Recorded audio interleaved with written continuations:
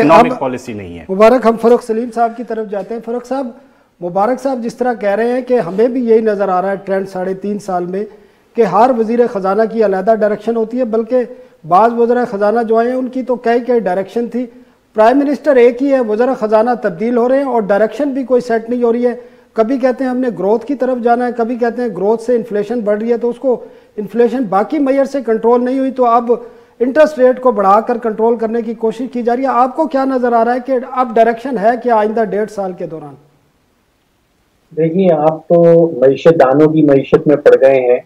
عام آدمی کا کرنٹ اکاؤنٹ ڈیفیسٹ سے کوئی تعلق نہیں ہے، عام آدمی کا ڈائریکشن سے کوئی تعلق نہیں ہے. عام آدمی جو سوچ رہا ہے اس کا پرابلم مہنگائی ہے اس وقت.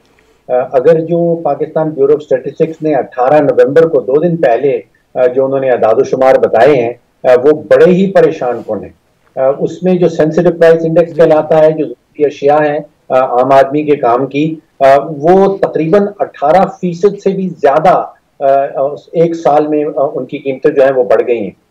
جو وہ حکومتی ادارہ یہ کہہ رہا ہے کہ بجلی کی قیمت تقریباً 75% بڑھی ہے، گھی تقریباً 56% بڑھا ہے، پیٹرول تقریباً 44% اور صابن 37%. اصل مسئلہ یہ ہے کہ جو اوسطاً آمدن ہے فی کس پاکستانی کی وہ تقریباً 16,000 روپیہ مہینے کی ہے، کہیں 2 لاکھ روپیہ سالانہ بنتی ہے. وہ 22-23 روپے کا بجلی کا ایک یونٹ، 400 روپے کا 1 لیٹر گھی کا اور 146 روپے کا لیٹر ایک پیٹرول کا. تو یہ عام آدمی کیسے خریدے گا؟ How will he make his two ends meet? وہ زندہ کیسے رہ پائے گا؟ دیکھیے، ورلڈ ہیلتھ آرگنائزیشن والے ہمیں کہتے ہیں کہ ہر انسان کو کم از کم 2000 کیلوریز صحت مند رہنے کے لیے ضروری ہیں روزانہ کی. اب جو قیمتیں چل رہی ہیں، 75 روپے کا کلو آٹا چل رہا ہے، 115 روپے کی کلو چینی چل رہی ہے، گھی کی قیمت میں نے آپ کو بتا دی. یہ 16,000 روپیہ فی کس جو کما رہا ہے اس کا کیا بنے گا؟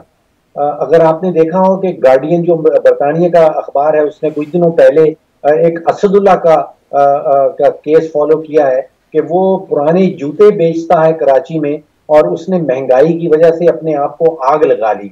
تو یہاں لوگ اپنے آپ کو آگ لگا رہے ہیں. ڈسکشن یہ ہونی چاہیے کہ مہنگائی کا کیا حل ہے.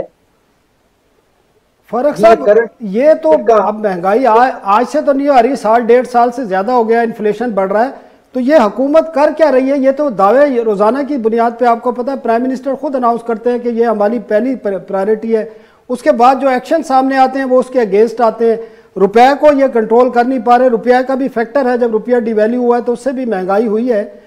پیٹرولیم پرائسز بڑھی ہیں، انرجی پرائسز بڑھی ہیں، کھانے پینے کی چیزیں بھی بڑھتی ہیں، تمام چیزیں بڑھتی ہیں. تو یہ مسئلہ یہ ہے کہ ان کی ڈائریکشن کیا ہے پھر، جب یہ اس کو طے نہیں کر پا رہے ہیں کہ جو ایکشن ہے وہ ان کے جو عمل ہے اس کے مقابلے میں اب اگر دیکھیں تو بالکل ڈیفرنٹ ہے. ایک طرف کہتے ہیں ہماری پہلی پرائرٹی کہ ہم نے مہنگائی کم کرنی ہے، لیکن اس کے ساتھ جب ایکشن سامنے آتے ہیں کہنے کے باوجود بجلی کی قیمتیں بڑھا دیتے ہیں، پیٹرول کی پرائسز بڑھا دیتے ہیں، ٹیکسز کو کی ایگزمپشن ختم کرنے کی بات ہو رہی ہے، تو پھر ایکشن کیوں نہیں لے رہے؟ جب حکومت کو بھی پتہ ہے، ایک پولیٹیکل حکومت ہے، اپنے آپ کو وہ دعویٰ کرتے ہیں کہ آئندہ الیکشن بھی ہم نے جیتنا ہے، تو پھر کس طرح ڈائریکشن کیا ہے ان کی؟ پھر چاہتے کیا ہے یہ؟ دیکھیے، آپ بہت آگے نکل گئے، ڈائریکشن پہ پہنچ گئے. یہاں پہ تو کوئی پالیسی ایگزسٹ نہیں کرتی کسی چیز کی. آپ دیکھیے کہ ابھی شاید آپ نے بھی کہا کہ پچھلے 40 مہینوں میں کوئی 5 وزرائے خزانہ بدلی جا چکے ہیں. ایسا بھی وقت آیا ہے کہ جب پاکستان کے 22 کروڑ پاکستانیوں کے پاس نہ تو کوئی وزیر خزانہ تھا نہ کوئی مشیر خزانہ تھا.